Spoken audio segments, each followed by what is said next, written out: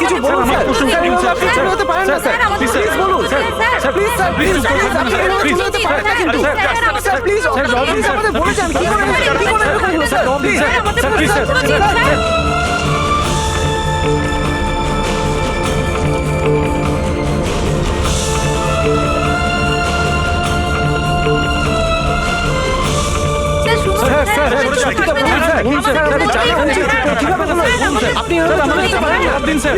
Please please sir, please থাকবেন না sir.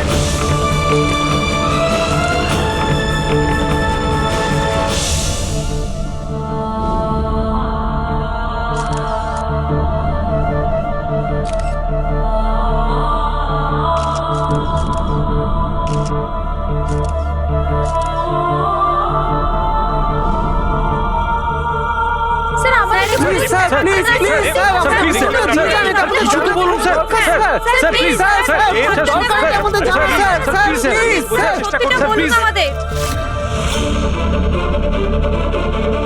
Sir, sir আমাদের শুনুন স্যার, স্যার চুপ থাকবেন না স্যার, আমাদেরকে জবাব দিতেই হবে স্যার, আপনারা বলুন স্যার, প্লিজ শুনুন স্যার, প্লিজ স্যার, স্যার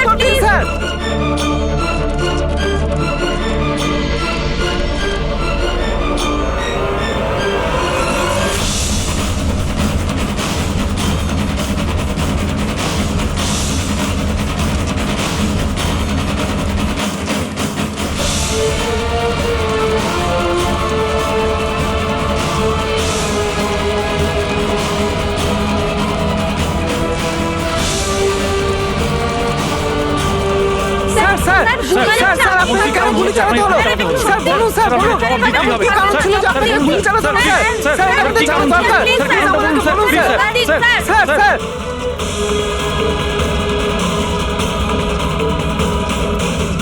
গুলি চালানো কি এমন হয়েছিল যে গুলি চালানো কি বলুন স্যার, স্যার আমাকে প্লিজ স্যার আপনাকে জবাব দিতেই হবে স্যার, প্লিজ স্যার দয়া, কি হয়েছে দয়ার স্যার? এরা বলছে যে আমি নাকি ওকে গুলি করেছি। ওরা মিথ্যে বলছে, আমি জানি যে দয়া।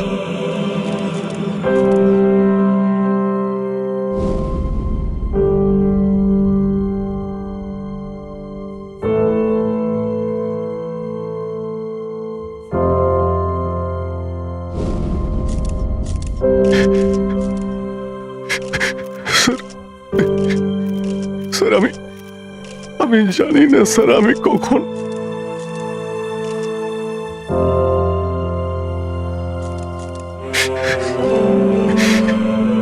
দয়া।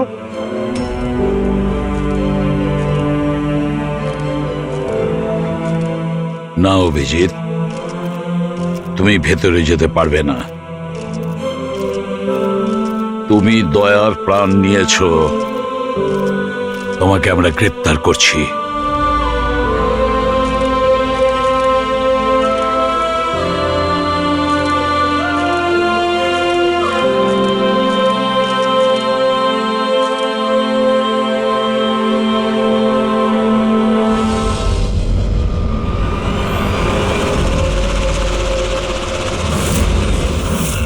স্যার, যার খুন হয়েছে তার নাম ডিকে, একজন প্রাইভেট ডিটেকটিভ।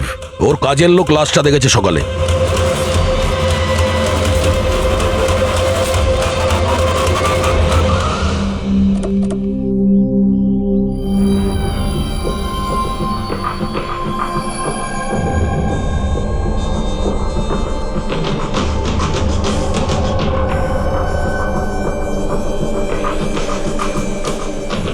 দয়া, এর মুখ তো ক্ষতবিক্ষত, মনে হচ্ছে পয়েন্ট ব্ল্যাঙ্ক রেঞ্জ থেকে একাধিক গুলি করে মারা হয়েছে একে। স্যার, এই রুমের জিনিসপত্র সব ঠিকঠাক জায়গায় আছে, কিছুই হয়নি। মনে তো হচ্ছে না এখানে কোনো হাতাহাতি হয়েছে।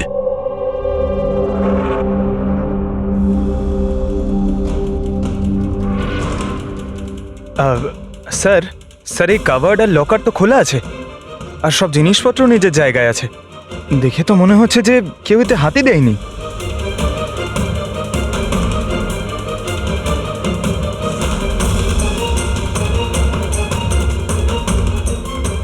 স্যার, টাকার গয়না যে কে সেই আছে, মনে হয় উনি যা চাইছিল সেটা পেয়ে গেছে। স্যার, গুলি।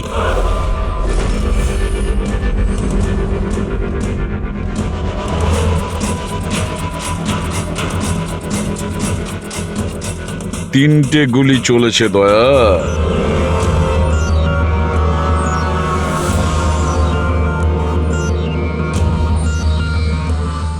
স্যার, হ্যাঁ বলো ফেডরিক। স্যার, এই জানলাটার কাজ সরানো হয়েছে, তার মানে খুনি এখান থেকেই পালিয়েছে। হ্যাঁ, একটা কাজ করো ফেডরিক, এখান থেকে ফিঙ্গারপ্রিন্ট তোলো। স্যার, হ্যাঁ দয়া। ডিকের মোবাইল ফোনটা দেখুন স্যার। মরার আগে ডিকে কোনো সঞ্জয়কে 3বার কল করেছে। সঞ্জয়? ওই সঞ্জয়কে আপনি চেনেন? না সাহেব। রাত 1টা থেকে 2:30-এর মধ্যে 3বার। সঞ্জয়ের ডিটেল বের করো। স্যার, আর হ্যাঁ দয়া, অভিজিৎ তো এখনো এলো না, তুমি ওকে ফোন করে বলনি এখানে আসতে ক্রাইম সিনে? হ্যাঁ স্যার বলেছিলাম, মনে হয় কোনো জ্যামে আটকে গেছে। জ্যামে আটকে গেছে? ওকে ফোন করো আর বলো এখানে তাড়াতাড়ি আসতে। স্যার, হ্যাঁ।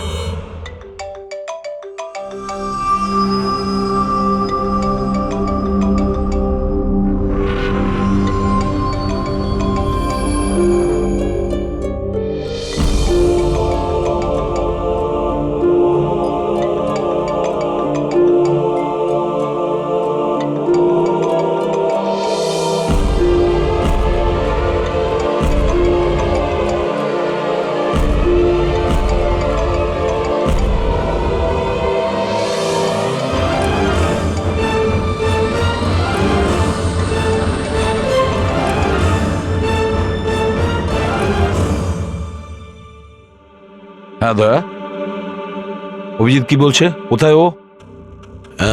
স্যার মানে ওর শরীর খুব একটা ভালো না স্যার। ও ডাক্তারের কাছে যাবে, তারপর ওখান থেকে সোজা বিউরোতে যাবে। কোনো প্রবলেম আছে? না স্যার, কোনো প্রবলেম নেই।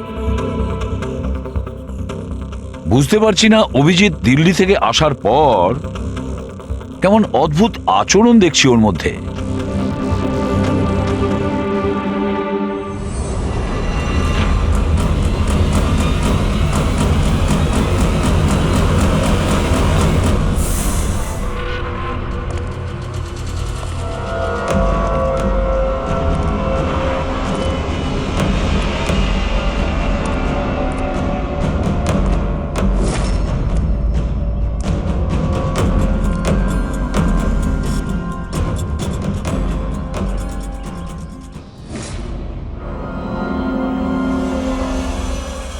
তোমার আমার সাহায্যের দরকার।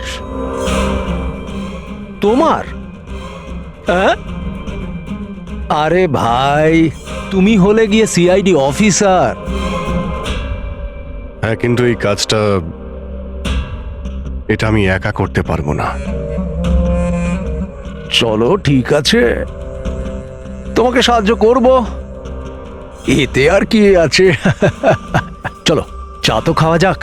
আরে না, ঠিক আছে, আমি আমি ঠিক আছি। আই মিন, দেখ চেতন, এই কাজটা না, এই ব্যাপারে যেন কেউ কিছু না জানে, বিশেষ করে আমার টিম। আরে এটা আবার কি কথা বলছো? আমরা এতদিনের পুরনো বন্ধু, এইটুকু বিশ্বাস করতে পারছো না? হ্যাঁ বলো কি করতে হবে?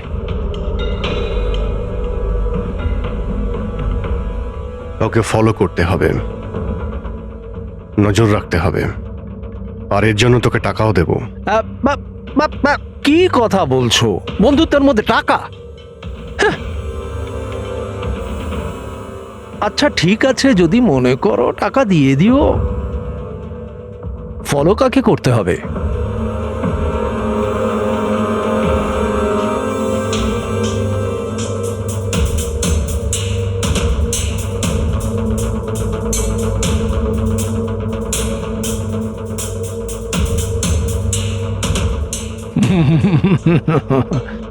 অভিজিৎ, মনে হচ্ছে তুমি ভুল করে ভুল ছবি দিয়ে দিয়েছো। ভুল ছবি আমি দিইনি, একেই তোকে ফলো করতে হবে। এ কোথায় যায়, কি করে, কার সঙ্গে দেখা করে, সবকিছু রাত 10টা থেকে সকাল 6টা পর্যন্ত। আর প্লিজ কোনো প্রশ্ন করবি না, যা বলেছি তাই করবি, ব্যাস। ওকে?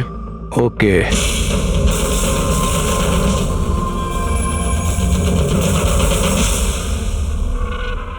হয় অভিজিৎ পাগল হয়ে গেছে, না হলে বিরাট বড় কোনো গেম চলছে।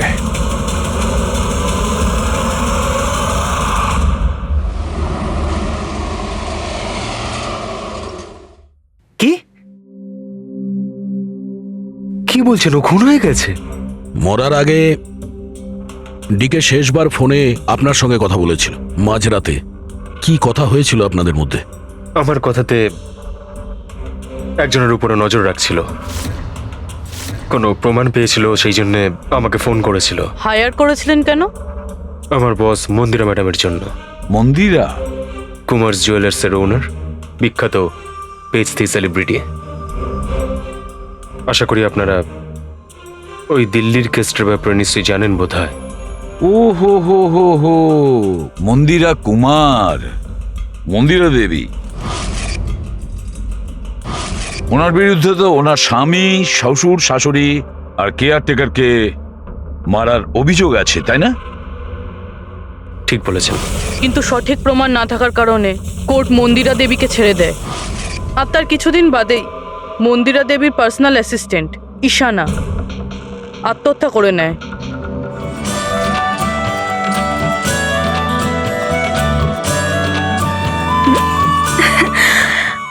তুই হাই, আজও লেট হয়ে গেলি না? তাড়াতাড়ি যা, সঞ্জয় স্যার তোর ওয়েট করছে কখন থেকে। ও গড, সঞ্জয় স্যার তো তাড়াতাড়ি কেন চলে আসলেন? এসেও পড়েছেন আর খুব রেগে আছেন। মাই গড, তুই আমার ব্যাগটা সামলা, আমি এক্ষুনি আসছি।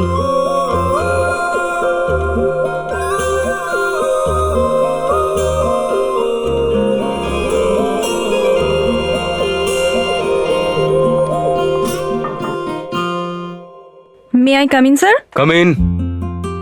Sorry sir, sorry I am so sorry sir.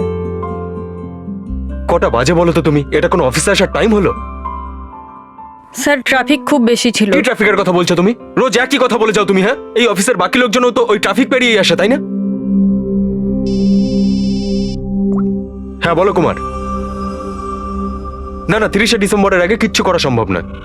আরে তুমি তো এটা জানো যে 30শে ডিসেম্বরে মন্দিরা ম্যাডামের একটা ইভেন্ট রয়েছে মুম্বাইতে, তার আগে কিছুই করা সম্ভব নয়। হ্যাঁ হ্যাঁ,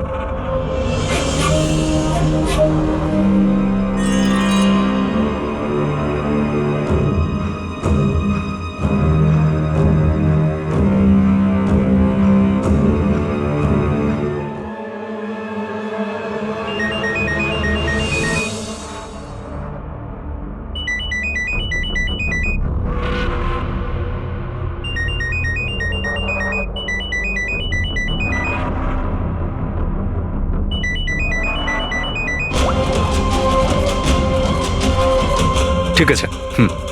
ওকে।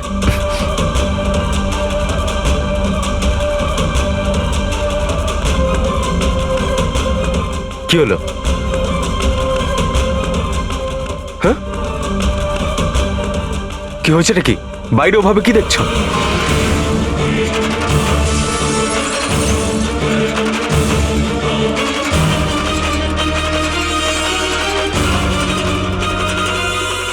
আমারই কেবিনের জানলা দিয়ে ঝাঁপ মেরে আত্মহত্যা করেছিল। আত্মহত্যা কেন করেছিল সেটা কেউ জানে না। আচ্ছা, মন্দিরা দেবী ডিকে কে কার ওপর কড়া নজর রাখতে বলেছিলেন? ওনার প্রাণ সংশয় রয়েছে। ডিকে সেটাই খোঁজ করার চেষ্টা করছিল। প্রাণের ভয় কার থেকে? আসলে কোর্ট থেকে ছাড়া পাওয়ার পরে কেউ ম্যাডামকে হুমকি দিচ্ছিল। আচ্ছা, শুধু ওই হুমকিটা ফোনেই কি? হ্যাঁ, ফোনের মধ্যেই অচেনা নাম্বার থেকে আর টাইপ করা চিঠি পাঠিয়ে। আসলে ম্যাডাম পুলিশের চক্করে দ্বিতীয়বার পড়তে চাননি, সেই জন্য ডিকে হায়ার করেছিলেন উনি।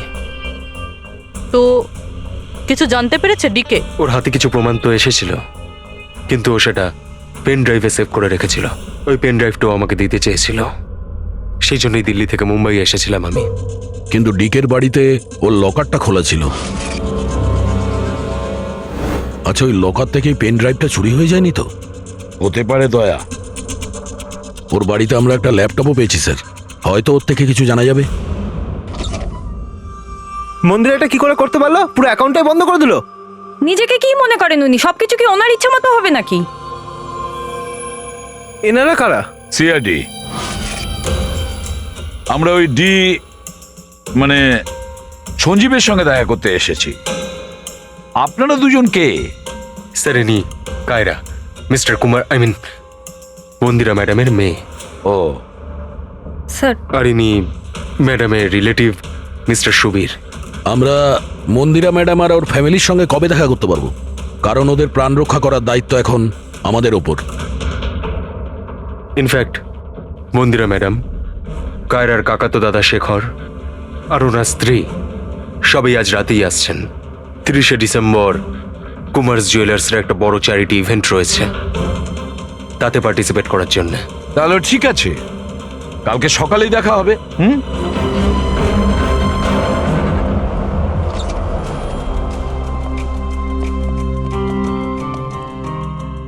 এসব কি হচ্ছে? সিআইডি আমাদের পার্সোনাল ব্যাপারে ঢুকছে কেন?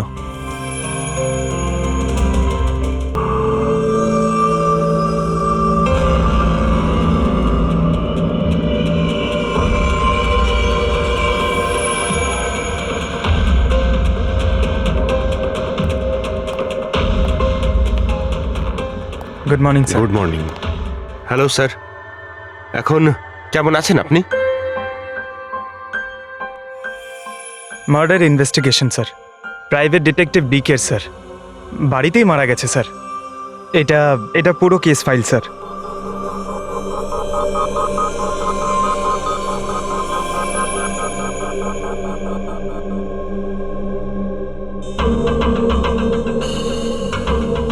স্যার, এই ছবিগুলো ওর বাড়ির ছবি, এগুলো ওরই বাড়ির ছবি এটা। আর এখানেই ওর মার্ডার হয়েছে, তাই না?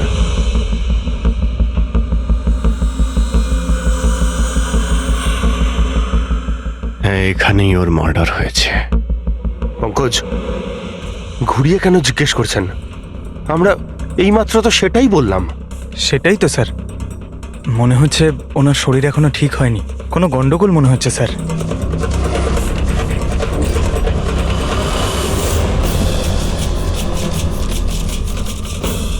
অভিজিৎ,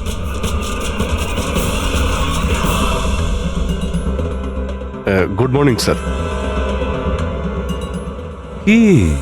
কি হয়েছে তোমার? হ্যাঁ, কোন জগতে ছিলে?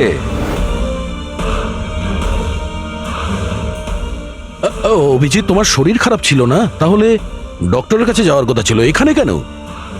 হ্যাঁ হ্যাঁ স্যার, ওই কিছুদিন ধরেই শরীরটা ভালো নেই স্যার, কিন্তু এখন ঠিক আছে। I am better now. Yeah, গোলমাল চলছে।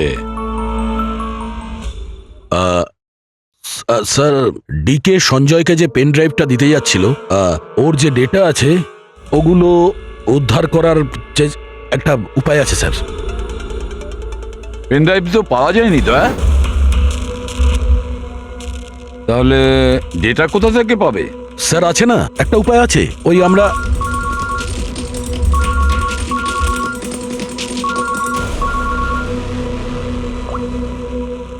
হ্যাঁ, বলো সলুকে।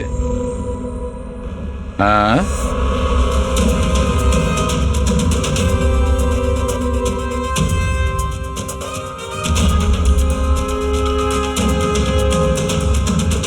দয়া স্যার,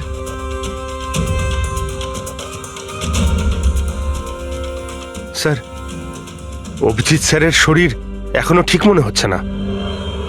কেন? স্যার, ওনাকে কেসের ব্যাপারে বোঝাচ্ছিলাম, কিন্তু উনি আমাদের কথা শুনছিলেনই না, খুব বেখেয়ালি ছিলেন স্যার। ফ্রেডি স্যার, মন্দিরের ব্যাপারে সব ডিটেলস বের করতে হবে। নিউজ পেপারে, টিভিতে যাই এসেছে সব।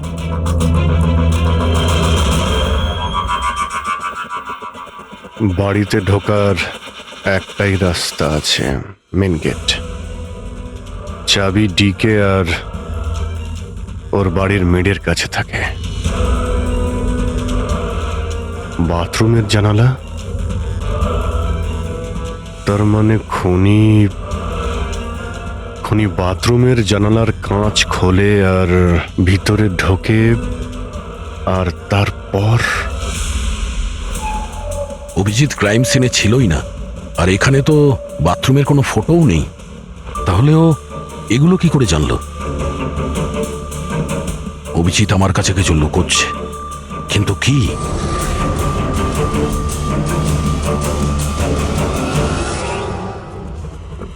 ডিকের কম্পিউটার থেকে যে ডেটাগুলো ডিলিট হয়েছে সেটা ওর অনলাইন অ্যাকাউন্ট থেকে বের করা যেতে পারে।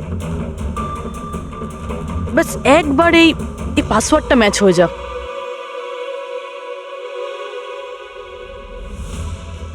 কিছুদিন ধরেই শরীরটা ভালো নেই স্যার, কিন্তু এখন ঠিক আছে, আই এম বেটার না। স্যার ওনাকে কেসের ব্যাপারে বোঝাচ্ছিলাম, কিন্তু উনি আমাদের কথা শুনছিলেনই না। খুব বেখেয়ালি ছিলেন স্যার।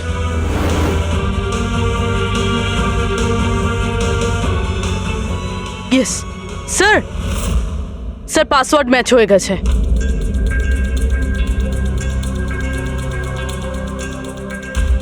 স্যার এতে তো ভিডিও রয়েছে, চেক করি। স্যার এটা তো ডিকের কম্পাউন্ডের ভিতরের ফুটেজ। এর মানে ওখানে সিসিটিভি ক্যামেরা আছে? আছে না, ছিল। আমাদের পৌঁছানোর আগেই কেউ বার করে নিয়েছে। কিন্তু বের কে করেছে? অন্য ভিডিওটা দেখো।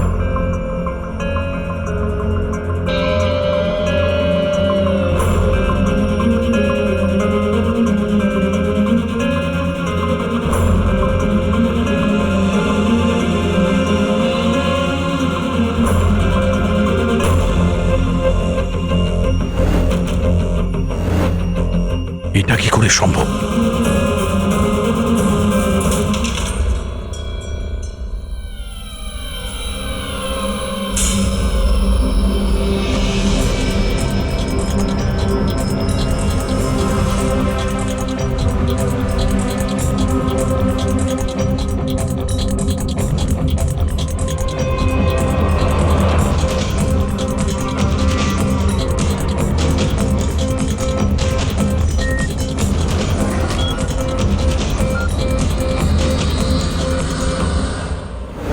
ডক্টর সালুকে আপনি খুব ভালো করে ক্রস চেক করেছেন তো? মানে বন্দুক তো আমাদের কাছে নেই, তাই বলছিলাম কোথাও কোনো ভুল? না দয়া, কোনো ভুল নেই। আমি একবার নয় 10 বার ক্রস চেক করেছি। মানছি যে বন্দুকটা আমাদের কাছে নেই, কিন্তু বন্দুকের রেকর্ড তো আমাদের কাছে আছে। সেই গুলিটা যা দিয়ে ডিকে মারা হয়েছে, সেই গুলিটা ওর বন্দুক থেকেই চলেছিল। গুলির প্যাটার্ন, গুলির উপর লেগে থাকা চিহ্ন, সবকিছু এইটাই প্রমাণ করছে যে সেটা অভিজিতেরই বন্দুক। স্যার, স্যার গুলি অভিজিতের বন্দুক থেকে চলেছে, কিন্তু তার মানে তো এটা নয় যে অভিজিৎ গুলিটা চালিয়েছে। এক্স্যাক্টলি স্যার, সেই কারণে আমি এই কথা এসিপি স্যারকে বলিনি, শুধুমাত্র আপনাদের সঙ্গে কথা বলেছি, যাতে আমি এই মামলা সুরাহা করতে পারি। কি তুমি এই কথাটা এসিপি কে জানাওনি? কি বলবো স্যার, কি বলবো ওনাকে? যেখানে আমার বিশ্বাস হচ্ছে না, তাহলে ওনাকে কি বলবো? তুমি যদি এই কথাটা বিশ্বাসই না করবে, তাহলে ফোন করে আমাকে কেন জিজ্ঞেস করেছিলে? যে বন্দুক থেকে ডিকে কে মারা হয়েছে সেই বন্দুকটা অভিজিতের না?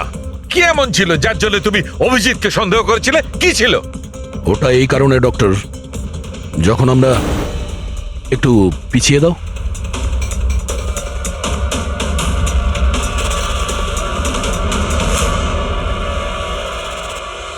অভিজিৎ ডিকের বাড়িতে, আর দয়া তারপরেও তুমি অভিজিৎকে বাঁচানোর চেষ্টা করছো। দেখো দয়া, অভিজিৎ আর তোমার বন্ধুত্বকে আমি খুবই শ্রদ্ধা করি, তার কদরও করি, কিন্তু ডিউটি, নিজের দায়িত্ব, সব সম্পর্ক, সব বন্ধুত্ব থেকে বড় হয় না। আর এই কথাটা নিশ্চয়ই আমি তোমাকে বুঝিয়ে বলতে যাব না। স্যার পোক্ত কোনো প্রমাণ ছাড়া অভিজিৎ স্যারকে সন্দেহ। এটা প্রমাণ নয় তো কি পুরবি? অভিজিৎ ডিকের বাড়িতে ঢুকেছিল, এটা যদি প্রমাণ নয় তো কি পুরবি? অভিজিৎ স্যার ডিকের ঘরে গেছিল সেটা আমরা দেখেছি, কিন্তু উনি ডিকে মেরেছেন এটা তো আমরা দেখিনি। স্যার এটাও তো হতে পারে ওনার বন্দুক দিয়ে ডিকে অন্য কেউ মেরেছে। হতেই পারে, এটা হতে পারে যে অভিজিতের বন্দুক দিয়ে ডিকে অন্য কেউ মেরেছিল, কিন্তু এই অবস্থায় অভিজিতের বন্দুকটা অভিজিতের কাছে থাকার কথা নয়। তোমাদের কি অভিজিৎ এ কথা বলেছে? ও কি বলেছে যে ওর বন্দুকটা হারিয়ে গেছে? বন্দুক হারিয়ে যাওয়ার কোন রিপোর্ট দেখিয়েছে? ও সব সময় তোমাদের সঙ্গে ছিল, কিন্তু ও কি বলেছে যে অদ্ভুত পোশাক পরে ডিকের ঘরে কেন ঢুকেছিল, আর তাও বাথরুমের কাঁচ ভেঙে? বলো বলো। স্যার, আপনার এই সমস্ত প্রশ্নের উত্তর আমি অভিজিৎকে জিজ্ঞাসা করব, কিন্তু ততক্ষণের জন্য এসিপি স্যারকে আপনি কিচ্ছু বলবেন না। দেখো, তোমরা এই ব্যাপারটা সামলে নাও, কিন্তু ব্যাপারটা আমার ভালো লাগছে না। Please doctor, please. ঠিক আছে, কাল সকাল পর্যন্ত। দয়া, আমি কাল সকাল পর্যন্ত তোমাদের সময় দিচ্ছি। হয় তোমরা সত্যিটা আবিষ্কার করো, নয় এই সমস্ত কথাটা নিজে এসিপি কে বলে দাও। তুমি যদি এসিপি কে কথা না জানাও, তাহলে আমি নিজে প্রদ্যুমনকে এই সমস্ত ব্যাপারটা বলবো।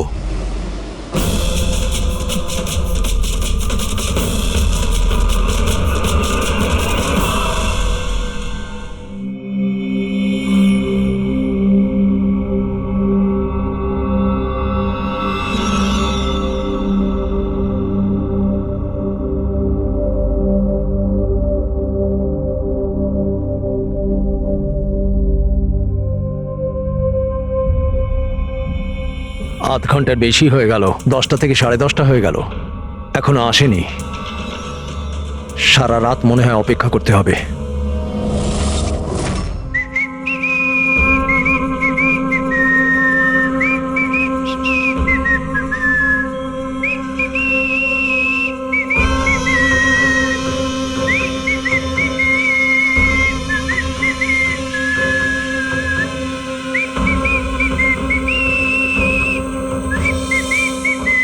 ভুল ছবি আমি দিইনি, একেই তোকে ফলো করতে হবে। এ কোথায় যায়, কি করে, কার সঙ্গে দেখা করে, সবকিছু রাত 10টা থেকে সকাল 6টা পর্যন্ত। এটা অভিজিৎ? ওর কি হলো? এরকম সেজেছে কেন?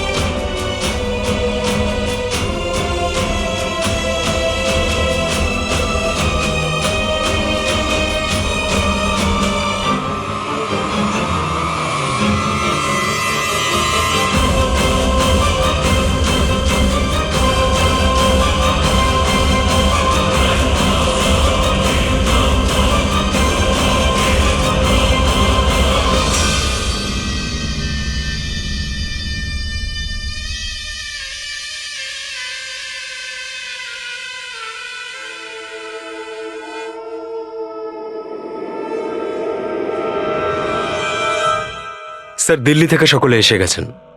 মন্দিরা ম্যাডাম, আমারা মন্দিরা ম্যাডামের দাওরের বউ, কায়রা মন্দিরা ম্যাডামের সৎ মেয়ে, সুবীর মন্দিরা ম্যাডামের বোনজি, শেখর মন্দিরা ম্যাডামের দেওরের ছেলে। আসুন ম্যাডাম, এনারা সিআইডি থেকে এসেছেন। এসিপি স্যার, ইনি ভালো হয়েছে আপনারা এসে গেছেন। ডিকের খুনি কে সেটা জানা গেল? আরে আপনি তো এটা জানেনই যে আমাদের ফেমাস অ্যানুয়াল ইভেন্ট খুব তাড়াতাড়ি আসতে চলেছে। আই হোপ যে আপনি আমার সিকিউরিটির সব ব্যবস্থাই করে রেখেছেন। দেখুন, আপনি আমাকে ভুল ভাববেন না, কিন্তু আমি কোনো চান্স নিতে চাইছি না অ্যাকচুয়ালি। এই ইভেন্টটা আমার কাছে খুব বেশি ইম্পর্ট্যান্ট, কিন্তু আমার প্রাণের থেকে বেশি নয়। আপনি কি মনে করেন আপনি আমাকে সিকিউর রাখতে সক্ষম হবেন? আর ডিকের কেসটায় কিরকম কি প্রোগ্রেস হলো? আসল খুনির ব্যাপারে কিছু জানা গেল? ওসব আপনার জানার দরকার নেই মন্দিরা দেবী। মেইন হলো আপনার নিরাপত্তা, সেটা দায়িত্ব আমাদের। কি চমৎকার! বৌদি, আপনার ভয় লাগছে মন্দিরা দেবীর? যাকে আইনও কিছু করতে পারলো না, মানতে হবে তাকে। যে আপনাকে ভয় পাইয়ে দিয়েছে? মনে হয় ও জানে না ইনার ব্যাপারে যে ইনি কি কি করতে পারেন। আপনিও কি মনে করেন আমি আমার স্বামী আর বাকি সবাইকে মেরে ফেলেছি? দেখুন, আপনার বিরুদ্ধে যে অভিযোগই থাকুক না কেন, সেটাতে আমাদের কিছু যায় আসে না। কোর্ট আপনাকে রায় দিয়েছে, আর আমরা কোর্টের রায়কে যথেষ্ট সম্মান করি। আপনি শুধু এটা বলুন, আপনি কাকে সন্দেহ করেন? কে এমন আছে যে আপনাকে মারতে চায়? সন্দেহ? হ্যাঁ, সন্দেহ। না না না, আমি কাউকেই সন্দেহ করছি না। বরং আমার এটা পুরো বিশ্বাস যে আমি মারা যাওয়ার পরে এরা সবাই খুব খুশি হবে। আর আমাকে মেরে ফেলার ষড়যন্ত্রেও এদের মধ্যেই কারো হাত আছে। And I am very sure যে ঈশানার আত্মহত্যাতেও এদের মধ্যেই একজনের হাত আছে। এবার আপনিই বলুন, এত ভালো প্রিয় আত্মীয় পরিজনরা থাকতে আমার শত্রুর কি দরকার? মম প্লিজ, তুমি আবার এই নিজের ইমোশনাল ড্রামাটা শুরু করো না। এখানে কোনো ক্রিমিনাল নেই যে তোমাকে মারতে চায়। রাইট। নিজেকে নির্দোষ ভাবা আর অন্যকে দোষী মনে করাটা, এটা তো বৌদির পুরনো অভ্যেস। আই সোয়ার, আমি তো এই গল্পটাকে বিশ্বাসই করি না। কে মারতে চায় তোমায়? আর কারা হুমকি দিচ্ছে? কোথায় আছে সে হুমকি দেওয়া লেটারগুলো? হ্যাঁ মন্দিরা দেবী, সেটা কোথায়? ওটা আমার মনে নেই, আমি ফেলে দিয়েছি। সি, আই নিউ যে তুমি এটাই বলবে। So convenient. ব্যাস, অনেক হয়েছে। আপনারা একে অপরকে দোষারোপ করা বন্ধ করুন। তবে একটা কথা খুব ভালো করে মনে রাখবেন, আমরা সবাইকে সন্দেহ করি। তাই সবাইকে বলছি, তার মানে হলো আপনাদের সবাইকে সন্দেহ করি, আপনাদের সবাইকে। আর একটা কথা, আমাদের পারমিশন ছাড়া আপনারা এই শহর ছেড়ে যেতে পারবেন না। কেউ শহর ছেড়ে যাবেন না। আর যদি দরকার পড়ে আমরা দ্বিতীয়বার তাকে ডেকে নেব। Thank you very much. Thank you.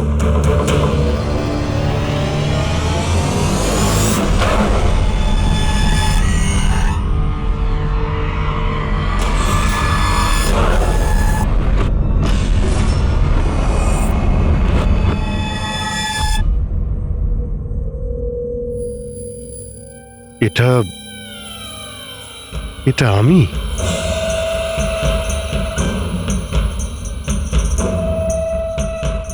এই পোশাক পরে ঘুরছিলাম?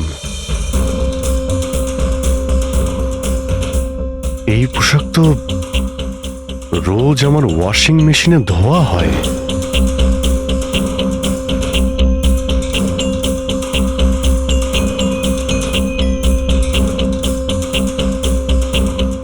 আর এই জুতো, এগুলো এত নোংরা যেন আমি পরেছি। কিন্তু আমার মনেই নেই যে এই পোশাক আমি কখন পরেছি। সত্যি আমার কি হচ্ছে আমার সাথে? এই গাড়িতে কে আছে? হ্যাঁ, কার কার সঙ্গে আমি কথা বলছিলাম? না, আমি দেখিনি। তুমি কথা বলছো, তুমি সেটা জানবে। আর তুমি আমাকে চিনতেই পারলে না? আরে এই, তোর যদি সুইসাইডই করার হয় তাহলে তুই অন্য কোনো বড় গাড়ির সামনে জানা। আমার সামনে কেন এসেছিস? কিভাবে কথা বলছো? এরকম সেজে ঘুরছো কেন তুমি? এই, ইট ইজ মাই স্টাইল, টনির স্টাইল। তুই কে? আমি কে? আমাকে চেনো না? হ্যাঁ, আর এই টনিটাকে? আরে টনি আমি আবার কে? আরে অভিজিৎ, দেখো, কোনো কেসের জন্য তুমি যদি এরকম করে থাকো আমাকে বলে দাও। এভাবে ভয় দেখেও না। আচ্ছা, আচ্ছা, কে অভিজিৎ? কিসের কেস? আর তুই কি বলছিস কিছুই আমার মাথায় ঢুকছে না। আমার নাম হলো টনি। টনির সঙ্গে পাঙ্গা নিবি না, বুঝেছিস? সরে যা আর আমাকে যেতে দে। চল।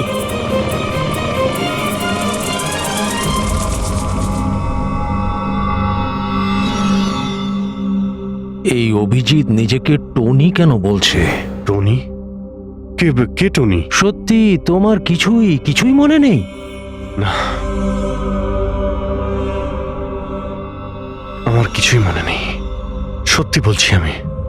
তার মানে তুমি গাড়িতে ওদের সাথে কথা বলছিলে, তারপরে তুমি গেস্ট হাউসের ভেতরে গেলে।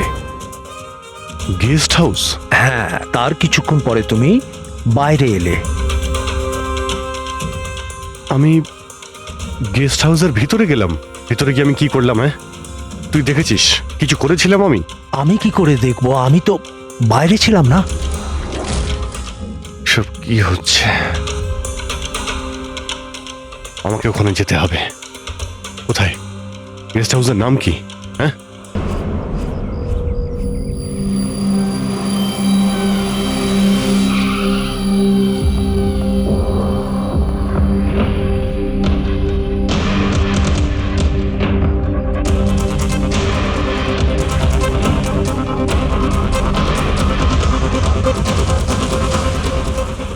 স্যার, রক্ত।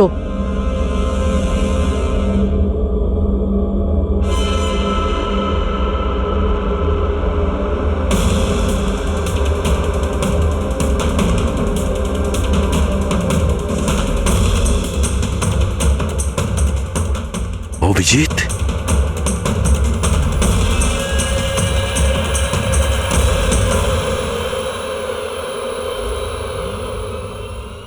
দয়া, তুমি এখানে? তোমার ফোন ট্র্যাক করে আর এই প্রশ্ন তো আমিও তোমাকে করছি অভিজিৎ, তুমি এখানে কি করছো?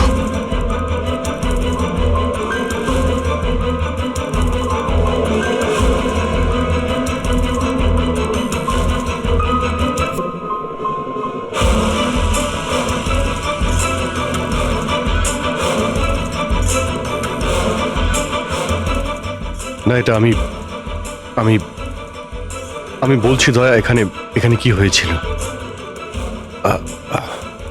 অভিজিৎ, এখানে কি হয়েছে ওটা তো আমি দেখছি, তুমি বলো কে করেছে এটা? হ্যাঁ, তো তুমি এদের দুজনকে মেরেছো? আমি? অভিজিৎ, তোমাকে কিছু জিজ্ঞাসা করলাম, তুমি মেরেছো এদের? স্যার স্যার স্যার, আপনি অভিজিৎ স্যারকে দোষ দিচ্ছেন। আমার দোষ দেওয়ার কোনো ইচ্ছা নেই পুরবী, তুমি নিজে দেখছো না এখানে দুটো লাশ পড়ে আছে, রক্তে ভেসে গেছে, আর সিআইডি অফিসার অভিজিৎ লাশের মধ্যে থেকে এই ব্যাচটা তুলছে, বা এটা বলতে পারো প্রমাণ চুরি করছে। অভিজিৎ, আমি তোমাকে আবার জিজ্ঞাসা করছি, তোমার সাথে অপরাধীদের মতো ব্যবহার করতে আমাকে বাধ্য করো না। কি করবো দয়া, আমি কি বলবো? যদি আমি বলি যে এই কাজটা আমি করিনি, তুমি মানবে? যদি বলি যে আমি জানি না যে আমি করেছি নাকি করিনি, আই নো আমি ভুলভাল বলছি, কিন্তু কিন্তু তোমরা তো আমাকে চেনো। অভিজিৎ, আমার সামনে যে প্রমাণগুলো পড়ে আছে ওগুলো দেখে আমরা কিছু বলতে পারবো না। আমাকে আমার ডিউটি করতে হবে।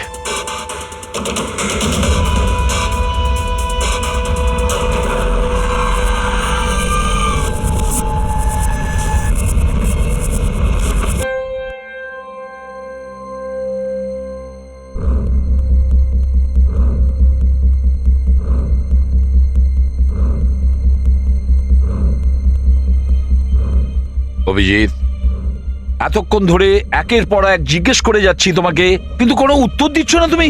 হ্যাঁ, তুমি জানো তোমার ওপর কি অভিযোগ আছে? মাথায় কিছু ঢুকেছে? স্যার, ওই এক মিনিট, ব্যাস। তোমার কাছে এটা আশা করিনি। এত কিছু ঘটে গেল, তুমি আমাকে বলনি কেন? আমাকে বলনি দয়া? সালুকে আমাকে বললো, তা নাহলে তো আমি জানতামই না। তা আমি তাই করেছি যেটা উচিত ছিল। বলো অভিজিৎ, তুমি কি এই খুনটা করেছো? অভিজিৎ, তুমি কি এই খুনটা করেছো? আমি জানি না স্যার। কেন জানো না? তুমি কেন জানো না? হ্যাঁ, ডিকের বাড়িতে তুমি লুকিয়ে লুকিয়ে ঢুকেছিলে, সেটা আমি সিসিটিভিতে দেখেছি। ওই লাশগুলোর পাশে তুমি দাঁড়িয়েছিলে, এই দয়া তোমাকে এখানে ধরে নিয়ে এসেছে। ডিকে আর বডিগার্ডের ওপরে যে গুলিটা চলেছে সেটা তোমার গান থেকে চলেছে, ওই গান থেকে চালানো হয়েছে। আর তুমি বলছো তুমি কিছুই জানো না? আমার চোখের ওপর চোখ রেখে তুমি বলো, বলো তুমি এই খুন করোনি, বলো তুমি এইগুলো কিছুই জানো না। বললাম তো আমি জানি না স্যার, আমি কিছুই জানি না স্যার, সরি। কি বলবো আপনাকে, আমি কি বলবো স্যার? যখন আমি বুঝতেই পারছি না যে আমি ডিকের বাড়িতে কেন গিয়েছিলাম, কি করে সমস্ত খুন আমার বন্দুক থেকেই হচ্ছে, আমি জানি না স্যার। স্যার আমি তো ডিকিকে চিনিই না, ওর বডিগার্ডদের আমি চিনি না, আমি মন্দিরাকেও চিনি না, আমি তো স্যার নিজেকেও চিনি না। আমি কোথায় যাই, কি করি, কার সঙ্গে দেখা করি, আমি কিছুই জানি না। গত কয়েকদিন ধরে আমার সঙ্গে এইরকমই হচ্ছে স্যার, কিন্তু আমি কিছুই বুঝতে পারছি না। সারাদিন সব ঠিকই থাকে, রাতে বাড়িতে যাই, খেয়ে দিয়ে ঘুমিয়ে পড়ি, আর যখনই সকালে উঠি তখন অদ্ভুত জামা কাপড় পরা দেখি, অদ্ভুত জুতো দেখি, যেগুলো আমার নয়। জানি না কি করে আমার বাড়িতে চলে আসে। ড্রেসগুলো ওয়াশিং মেশিনে ধোয়া হয়েছে, জুতোতে মাটি লেগে থাকে, এমনটা মনে হয় যেন আমি ওগুলো ব্যবহার করেছি, কিন্তু আমি বুঝতে পারি না। নিজেকে খুব ক্লান্ত লাগে, এমন মনে হয় যেন আমি সারা রাত জেগেছিলাম, অথচ আমি কি করেছি আমার কিছুই মনে থাকে না। মনে হয় প্রতিদিন আমার 6 থেকে 7 ঘন্টা হারিয়ে যাচ্ছে, যার ব্যাপারে আমি কিছুই জানি না। আপনি বলছেন আমি ডিকের বাড়িতে গিয়েছিলাম, হতে পারে, কিন্তু আমি জানি না। আমি ডিকে আর ওর বডিগার্ডদের মেরেছি কিনা আমি জানি না। আমি মন্দিরাকে মারার চেষ্টা করেছি সেটাও আমি জানি না। আমি কি করেছি, কেন করেছি, আমি কি করতে চলেছি, আমি কিছুই জানি না স্যার, আমি কিছুই জানি না।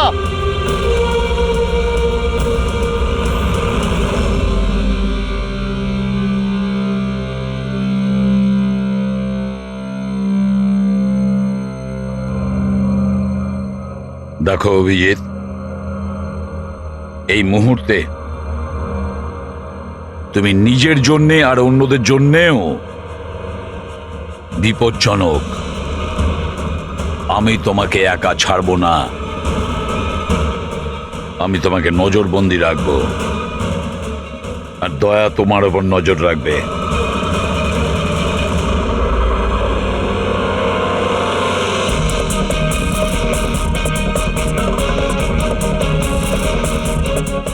দয়া, স্যার,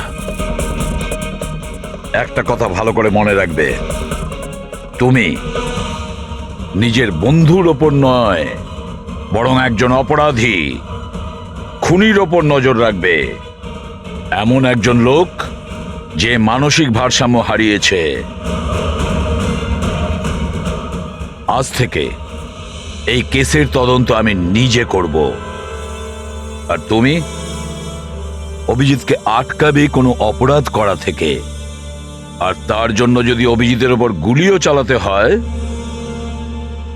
তাও তুমি চালাবে। Is that clear? Yes sir.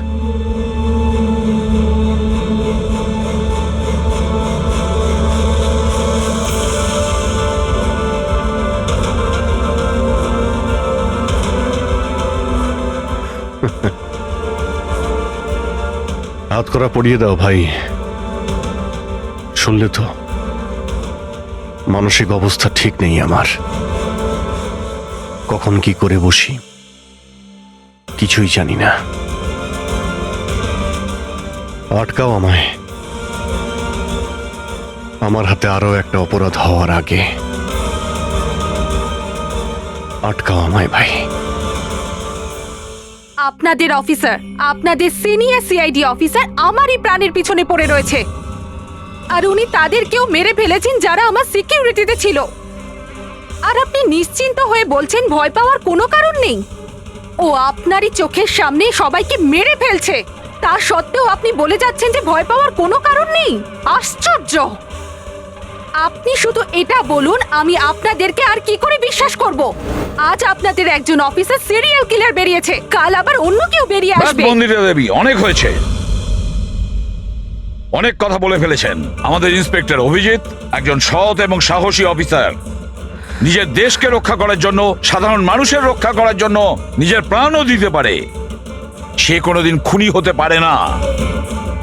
হ্যাঁ, ওর বিরুদ্ধে অভিযোগ আছে, তিনটে খুনের অভিযোগ আছে।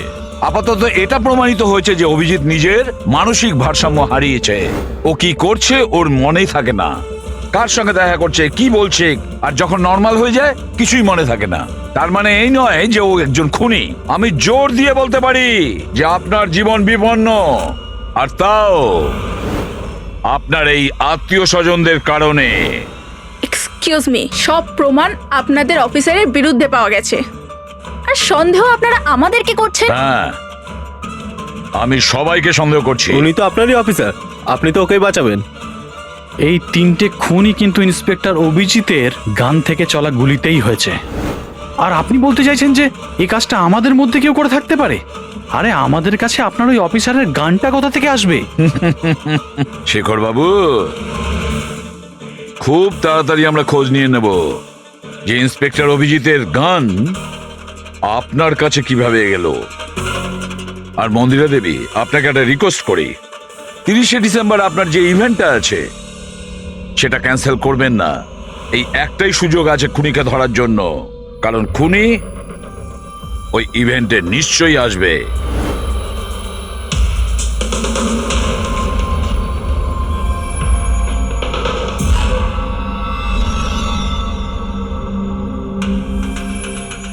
স্যার স্যার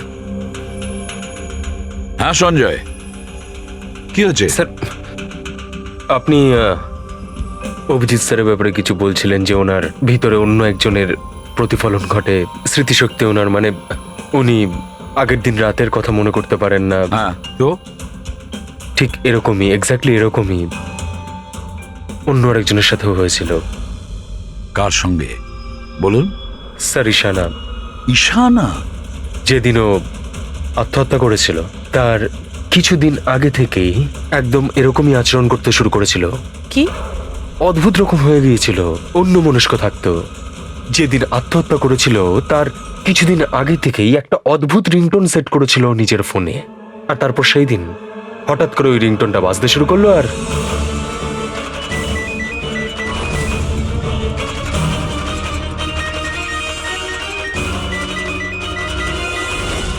স্যার, ওকে দেখে মনে হচ্ছিল ও যেন নিজের মধ্যেই নেই। স্যার, অভিজিৎ স্যারও তো দিল্লি থেকে ফেরার পর এইভাবেই বিহেভ করছে। হ্যাঁ, ঈশানা, অভিজিৎ, দিল্লি, এই তিনটের কোনো না কোনো কানেকশন আছে, নিশ্চয়ই কোনো গোলমাল আছে, কিছু না কিছু আছে।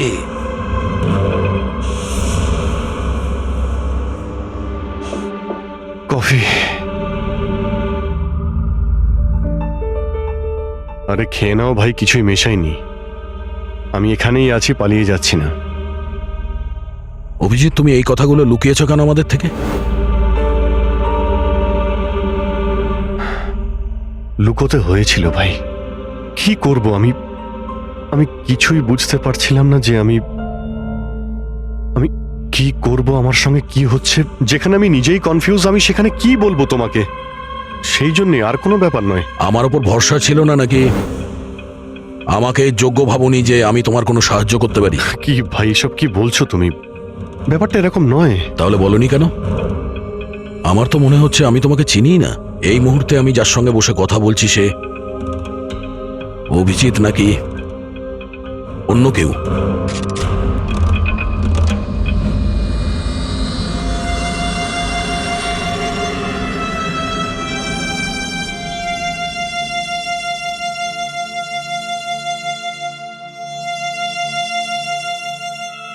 আমি তোমার কোনো ক্ষতি করব না। অভিজিৎ হই বা টনি, স্বপ্নেও তোমার কোনো ক্ষতি করব না। বন্দুক দেখানোর দরকার নেই। বিষয়টা তা নয় যে তুমি আমার কোনো ক্ষতি করবে। বিষয় এটা যে আমি এখানে শুধুমাত্র আমার ডিউটি করছি, আর আমি কোনো চান্স নিতে চাই না। আমি তো তোমাকে হয়তো চিনিই না।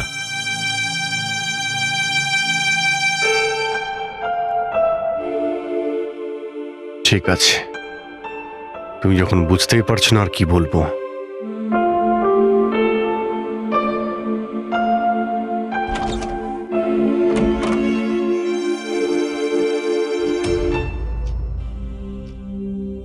ডক্টর মহেশ, আমি আপনাকে পুরো ব্যাপারটা জানিয়েছি।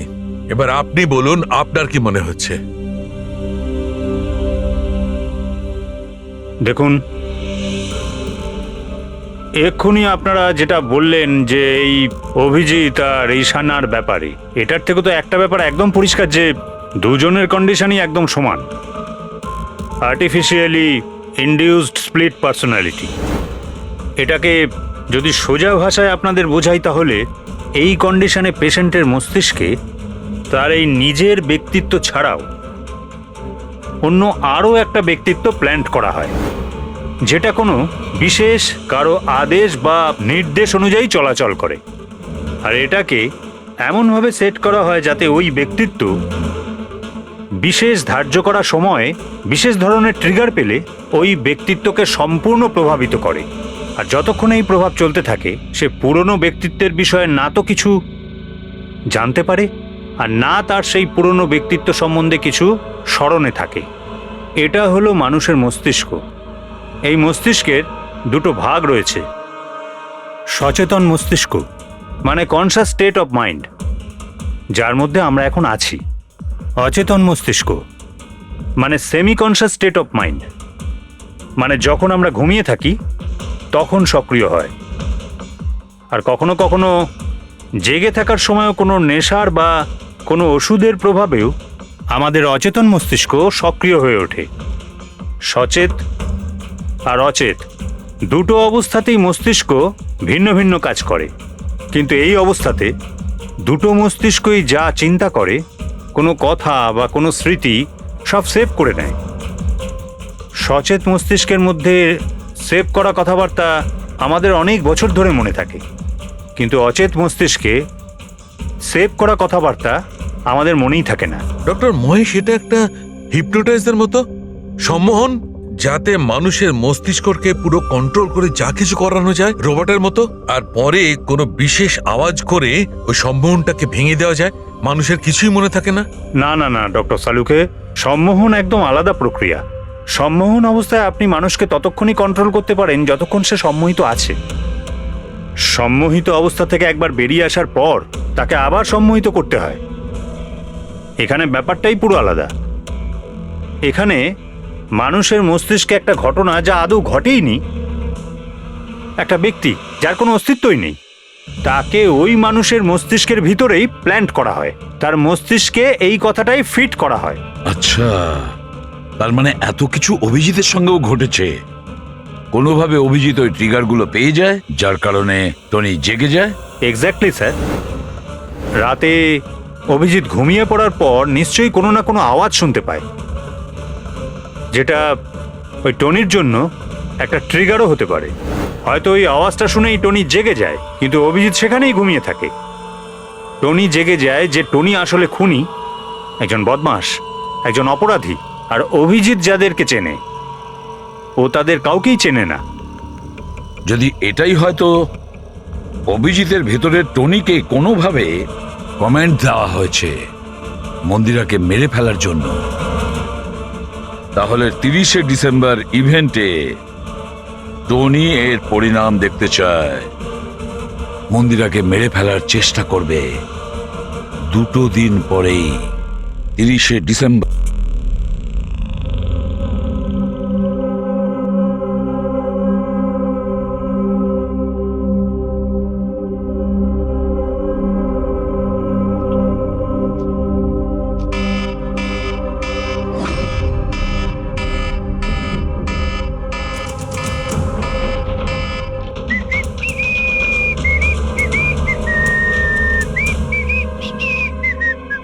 অভিজিৎ, অভিজিৎ, কোথায় তুমি?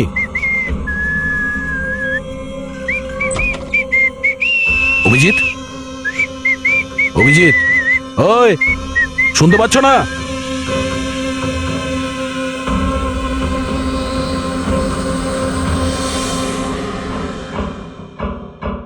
কে রে তুই?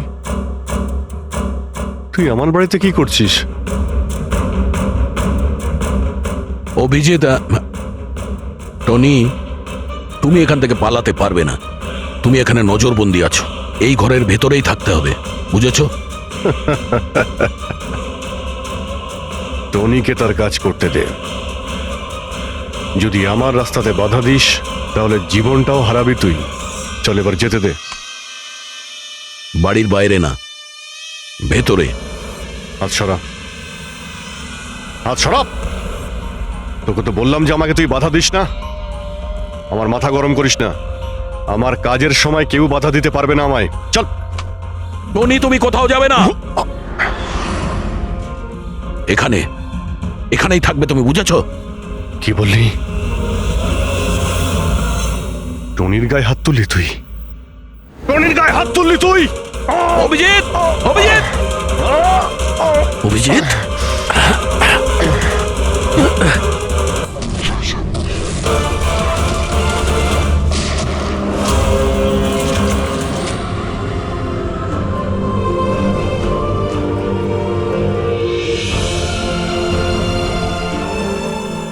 স্যার দয়া, কি হয়েছে? কি হয়েছে দয়ার স্যার?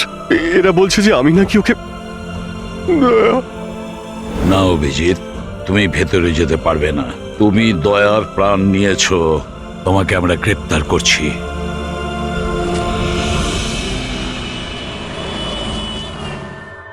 ঈশানার ফোন রেকর্ডে ডক্টর তানিয়ার নাম কয়েকবার এসেছে। আপনাদের মধ্যে কেউ চেনে ডক্টর তানিয়াকে? আত্মহত্যা করার আগে উনি ডক্টর তানিয়ার সাথে দেখা করেছিলেন কি? এই ডক্টর তানিয়া কোনো ডেন্টিস্ট নয় তো? মারা যাওয়ার আগে ঈশানা কয়েকবার একজন ডেন্টিস্টকে দেখিয়েছিল। আমার নাম তো মনে নেই, কিন্তু হতে পারে ইনিই সেই। যতদূর আমার মনে হয় ইনি কোনো ডেন্টিস্ট তো নন। কিছুদিন আগে সিআইডি অফিসার অভিজিৎ এখানে ছিল। Yes ma'am. ওই পুরো সপ্তাহে এখানে যারা যারা ছিলেন তার পুরো লিস্ট আমার চাই। আর ওনার থাকার সময় এই লবিতে থাকা সিসিটিভি ফুটেজও চাই।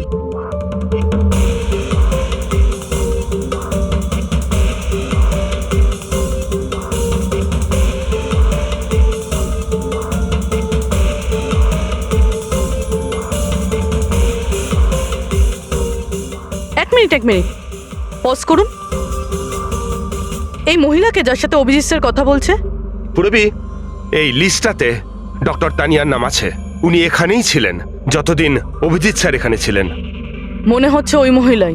কি নাম এই মহিলার? ম্যাম, ডক্টর তানিয়া সপ্তাহখানেক ধরে এখানেই ছিলেন। স্যার, এই তানিয়ার সাথে দেখা করতেই হবে। স্যার, তানিয়া মুম্বাইয়ের প্যারাডাইস হোটেলে রয়েছে। টিকিট পাবো না আমি মানেটা কি? লুক, আমাকে এক্ষুনি ইন্ডিয়া থেকে বাইরে যেতে হবে। Do you understand? Yes. Doctor Tania? হ্যাঁ, আপনি কে? ঈশানার বন্ধু, সিআইডি অফিসার পুরবী।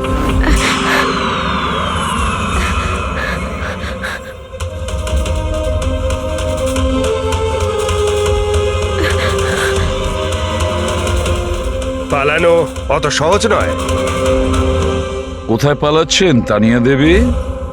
কি কি চানটা কি আপনারা? অভিজিতের সঙ্গে কি করেছেন আপনি?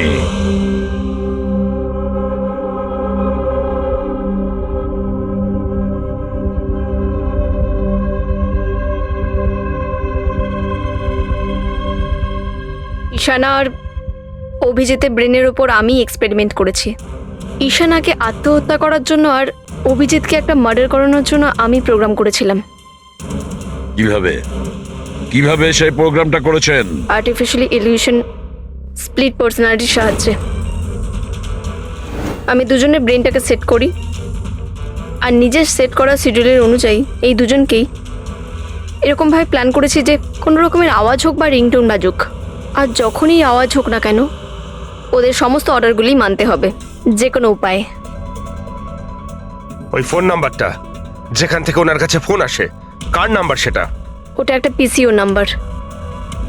ঈশানাই আমাকে এই নাম্বারটা দিয়েছিল অভিজিতের ব্রেনে ফিট করার জন্য। কি বললেন আপনি? অভিজিৎকে এসব করার জন্য ঈশানা আপনাকে বলেছে?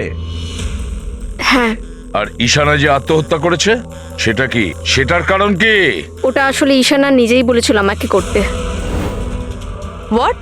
হ্যাঁ, বলেছিল তো ঈশানাই, বাট আই এম শিওর নিশ্চয়ই এর পেছনে কোনো না কোনো কারোর হাত আছে, যার বিষয়ে আমি জানি না। কেন? সে কেন এগুলো করবে? হয়তো ওর কোনো দুর্বলতা ছিল। যে করেই হোক অভিজিৎকে ওই পরিস্থিতি থেকে বের করতে হবে। নিয়ে চলো একে। চলো। ও বাইরে বেরোতে পারবে না। কেন?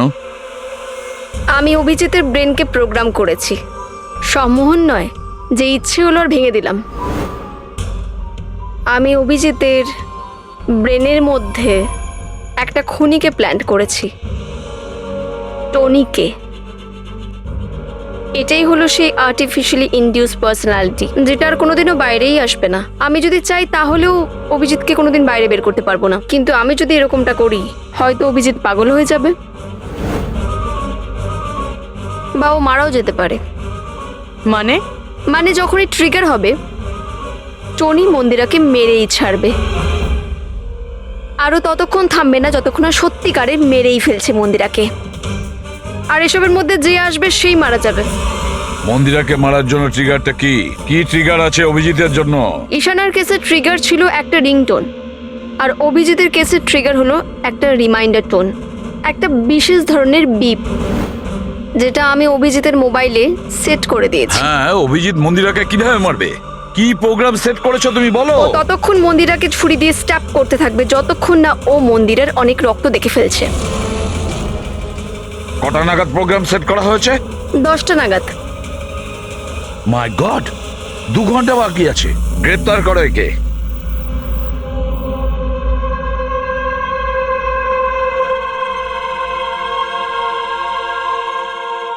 জীবনে কখনো ভাবিনি স্যার যে আপনার ওপর অপরাধের মতো নজর রাখতে হবে।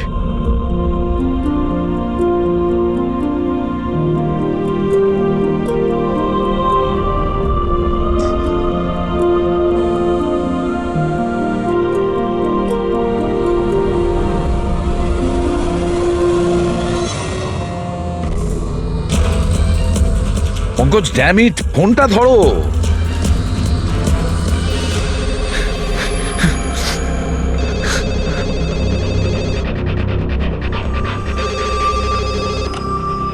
হ্যালো পঙ্কজ, কোথায় ছিলে তুমি?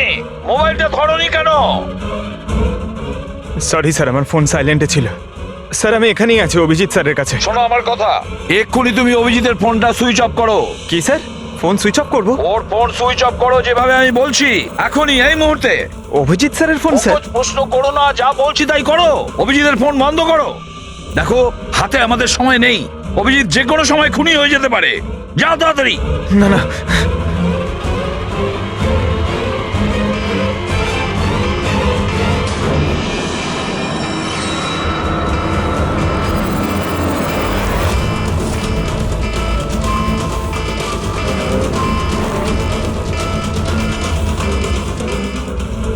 ভিজে গেল, কি করি?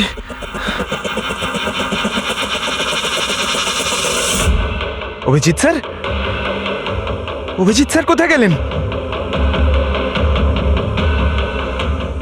Abhijit sir, Abhijit sir,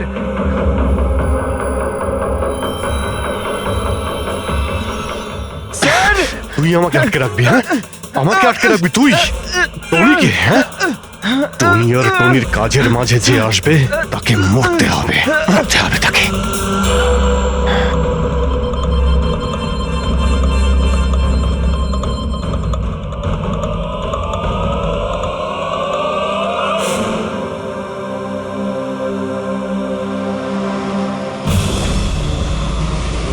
sir, এখানেই চ্যারিটি ইভেন্টটা হবে।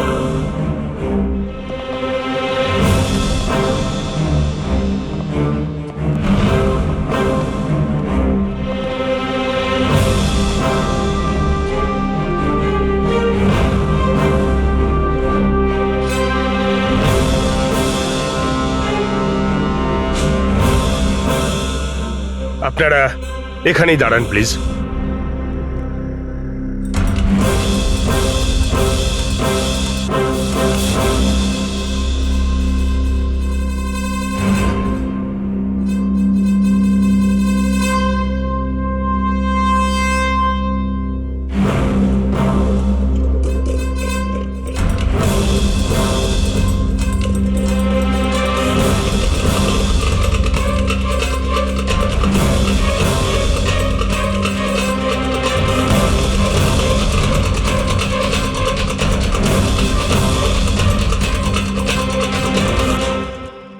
হ্যালো লেডিস অ্যান্ড জেন্টলম্যান, প্রত্যেক বছরের মতো এই বছরের সন্ধ্যাটাও খুবই গুরুত্বপূর্ণ।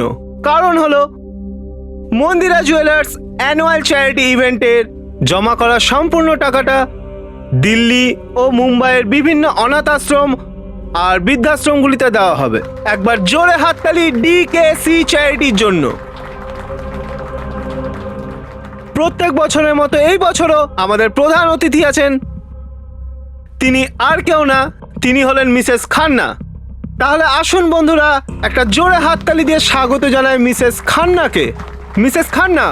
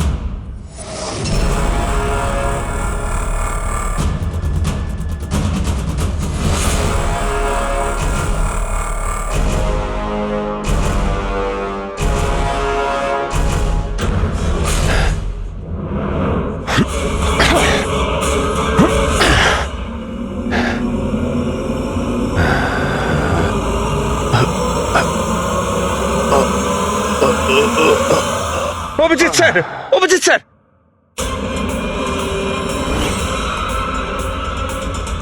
Sir, sir, lights on. Sir, sir, Abhijit ঠিক আছে? স্যার, স্যার, ওকে তাড়াতাড়ি নিয়ে চলো, তাড়াতাড়ি এসো।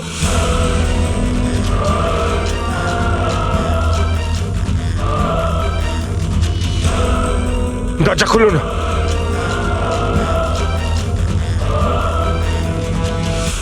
মন্দিরা দেবী, টনি তার মিশন কমপ্লিট করেছে মন্দিরা দেবীকে মারার। আর আমাদেরকে ভরসা করার জন্য আপনাকে অসংখ্য ধন্যবাদ।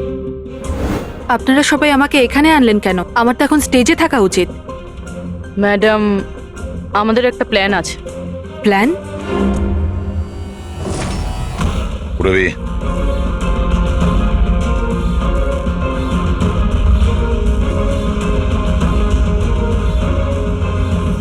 Lights off.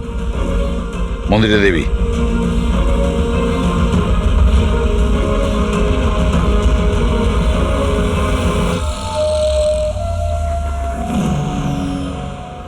আর আপনার প্রশংসা না করে পারছি না। Thank you. মম, তুমি ঠিক আছো তো? এসব কি? আপনারা আমাদের গ্রিন রুমে লক করে কি করতে চাইছিলেনটা কি? আসল খুনি তো অন্য কেউ, তাই না? স্যার, আপনি সবকিছু মায়ের জীবনের ঝুঁকি নিয়ে করেছেন। যদি সত্যিই মায়ের কোনো ক্ষতি হয়ে যেত তাহলে? এতে তো সত্যি ভীষণ বড় রিস্ক ছিল স্যার, বাট আই হোপ এবার বিপদ কেটে গেছে। বিপদ এখনো কাটেনি, কারণ এই খেলার আসল মাস্টার মাইন্ড এখনো ধরা পড়েনি।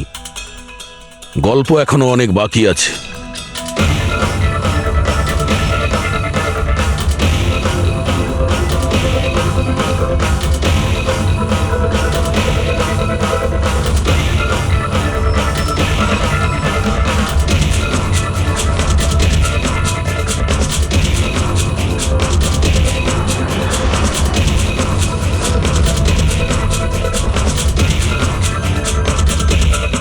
কি হলো? আমাকে দেখে ভালো লাগলো না? কখনো কখনো খুনি পর্যন্ত পৌঁছানোর জন্য আমাদের অ্যাক্টিং করতে হয়। তার মানে ওনার মৃত্যুর খবরটা নাটক ছিল? আমার মৃত্যুতে খুনি খুব খুশি হয়েছিল যে ও জিতে গেছে, আর ওই সুযোগটাই আমরা কাজে লাগিয়েছি। আমরা মন্দিরা দেবীকে বাঁচানোর চেষ্টা করছিলাম, আর দয়া মাস্টার মাইন্ডের পিছনে লেগেছিল। কিন্তু আসল মাস্টার মাইন্ডটা কে?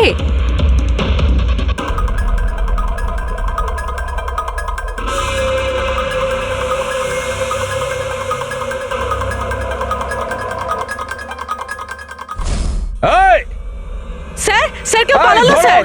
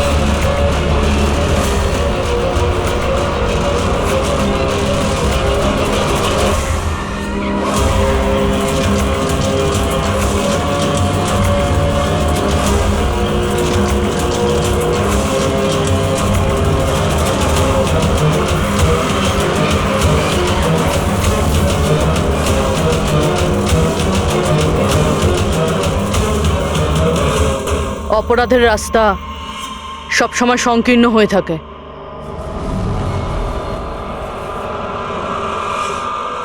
তুমি এটাই ভাবছো যে আমরা কি করে জানলাম যে তুমি খুন করেছো?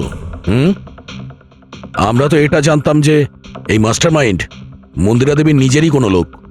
তাই আমার মৃত্যুর পরে আমি সব থেকে আগে এটা খোঁজ নিয়েছি যে আপনাদের মধ্যে কে সে যে অভিজিৎকে চিনতো বা দেখা করেছেন। তারপরে আমার মনে এলো যে ক্রাইম ব্রাঞ্চের সেমিনারের জন্য অভিজিৎ দিল্লি গিয়েছিল। ওই সেমিনারে আসা লোকেদের লিস্ট যখন আমি দেখলাম তখন জানলাম যে কায়রাও গিয়েছিল। ক্রিমিনাল সাইকোলজির স্টুডেন্ট কায়রা। আর তানিয়াকে জিজ্ঞাসাবাদ করার পরে আমরা জানতে পারলাম যে ঈশানাই এই সমস্ত কাজ করতে বলেছে। ওই সময় ঈশানার মা সরকারি হাসপাতালে অ্যাডমিট ছিলেন, আর তার কিছুক্ষণের মধ্যেই ঈশানার মাকে বেসরকারি হাসপাতালে যেখানে অ্যাডমিট করা হয়েছিল সেখানকার পুরো খরচ মিস কায়রা করেছিল। আর সবচেয়ে বড় ক্লু ওই পিসিও, যেখান থেকে অভিজিৎ স্যারের কাছে অর্ডার আসতো। দয়া স্যার সেখানে নজর রেখেছিল, আর সেখানেও তোমাকে দেখা গিয়েছিল। Okay fine, I give up.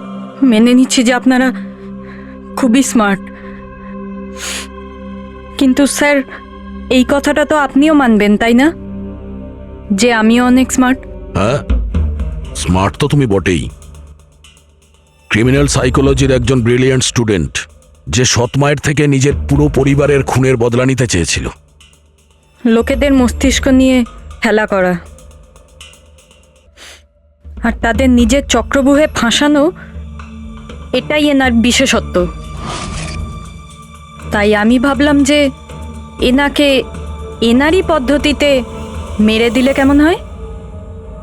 সেই কারণেই আমি ঈশানার সাথে দেখা করি, আর তারপর ডক্টর তানিয়ার সাহায্য নিই। She was mad, she wanted to do an experiment. তারপর আমি ঈশানাকে অনেক বুঝিয়েছি, অনেক বোঝানোর পরে শি ওয়াজ রেডি। ওই এক্সপেরিমেন্ট নিজের উপর করায়, কিন্তু somehow I was never convinced. আমি সবসময় কনফিউজ ছিলাম যে ওই এক্সপেরিমেন্টটা করতে পারবে না। আর ঠিক ওই সময় আমার সাথে দিল্লিতে অভিজিতের দেখা হয়, আর ওনার সাথে দেখা হওয়ার পর আমি ভাবলাম যে এত সৎ আর ভালো অফিসার থাকা সত্ত্বেও এই এক্সপেরিমেন্ট অন্য কেউ কেন করবে। তারপর আমি আর ডক্টর তানিয়া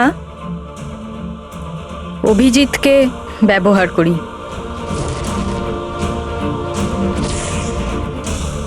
আর আমার এক্সপেরিমেন্ট ওর ওপরে করি। আর ঈশানা আমাদের কোনো কাজে ছিল না, তাই ওকে আমাদের রাস্তা থেকে সরিয়ে ফেলি। ডিকে আর ওই দুজন বডিগার্ড, ওরা তোমার কি ক্ষতি করেছিল? ওদেরকে কেন মেরেছো? এটা এই কারণে করেছি যাতে সমস্ত দোষ অভিজিতের উপর চলে আসে। আর অভিজিতের গান থেকে বুলেট নেওয়ার জন্যে টনি ছিল তোর মাথার মধ্যে। হি ওয়াজ দেয়ার। তুমি এতটা নিচে নামতে পারো কায়রা, আমি কখনো ভাবতেও পারিনি। এবার জানতে পেরে গেছো তো? তুমি আমার মা বাবার সাথে, আমার ফ্যামিলির সাথে যেটা করেছো না, তোমার বেঁচে থাকার কোনো অধিকার নেই। আমি এইসব এই কারণেই করেছি যাতে আমি প্রুভ করতে পারি যে পৃথিবীর যে কোনো মানুষের মস্তিষ্কের সাথে খেলা যেতেই পারে, তা সে যত বড়ই সিআইডি অফিসার হোক। কায়রা, তুমি প্রতিশোধের আগুনে একজন সাহসী অফিসারের প্রাণ নিয়ে খেলেছো, আর তাছাড়াও 4 জন নিরীহ লোকের প্রাণ নিয়েছো। ডিকে, ঈশানা আর মন্দিরা দেবীর 2 জন বডিগার্ডকে। ভীষণ অন্যায় করেছো তুমি। আইন তোমাকে কোনোদিন ক্ষমা করবে না। তোমার তো ফাঁসি হবে, ফাঁসি। স্যার, আপনি প্লিজ এসব মনে করবেন না। একটা বাজে স্বপ্ন ভেবে ভুলে যান। বাজে? ভয়ানক।